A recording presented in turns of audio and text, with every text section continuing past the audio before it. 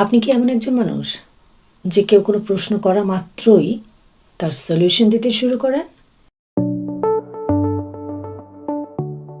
হয়তো আপনি সেই মানুষটাকে এতটাই ভালোবাসেন যে প্রশ্ন করা মাত্রই বা কোনো একটা ইনফরমেশন শেয়ার করা মাত্রই আপনি তাকে উপদেশ দিয়ে উপকৃত করতে চান।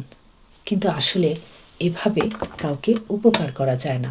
যেমন ধরুন, কেউ বলল, ওই একটা বিষয় নিয়ে টেনশনে আছি, এই জায়গাটাতে একটা সমস্যা হচ্ছে, হাজব্যান্ডের সাথে এটা হয়েছে, ওয়াইফের সাথে সেটা হয়েছে, বাচ্চা কথা শুনছে না, আর তৎক্ষণাৎ যাকে বলছেন সে একের পর এক সলিউশন দিয়ে যাচ্ছে। ভালো লাগছে আপনার? নাকি ভালো লাগে? আসলে অনেক সময় আমাদের অনেকেই কারো না কারোর সাথে, সে আত্মীয় হোক, বন্ধু হোক অথবা কলিগ, নিজেদের মনের কিছু কথা শেয়ার করেন সমস্যার সমাধান পেতে নয়।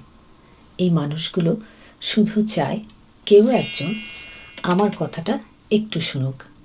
এই একটু শোনার মাধ্যমে এই মানুষটার মনটা একটু হালকা হোক। আর তাই যখন কেউ আপনাকে এমন কিছু বলে, তাহলে প্রথমেই আপনার দায়িত্ব হচ্ছে তাকে অ্যাডভাইস না দিয়ে বোঝার চেষ্টা করা। এলপিবি নামে একটা টেকনিক আছে। টেকনিকটা হচ্ছে listen, problem solve and brainstorming. আপনি যদি পুরো বিষয়টা নাই শোনেন, তাহলে তার সম্পর্কে কোনো কনটেক্সট আপনার জানা থাকবে না।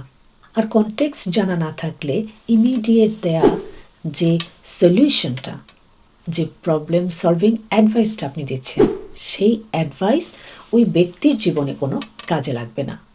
এবং ব্রেইনস্টর্মিং ছাড়া আপনি জানবেন না এই কাজটার কী কী ইম্প্যাক্ট থাকতে পারে।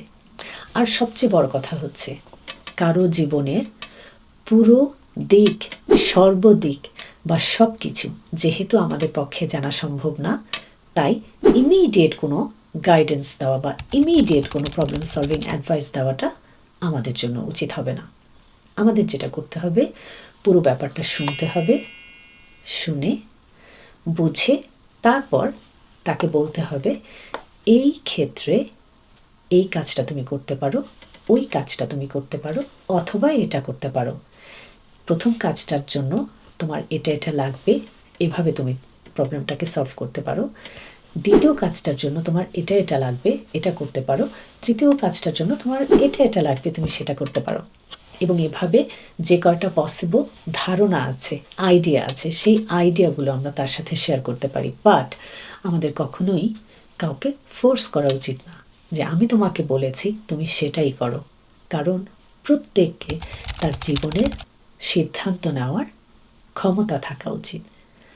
আপনি সেই মানুষটাকে, আপনার কাছের মানুষটাকে, বন্ধু হোক, আপনার পরিবারের কেউ হোক, আপনি আগে বুঝতে চেষ্টা করুন, তাকে বোঝানোর চেষ্টা করুন এবং তারপর তাকে ছেড়ে দিন।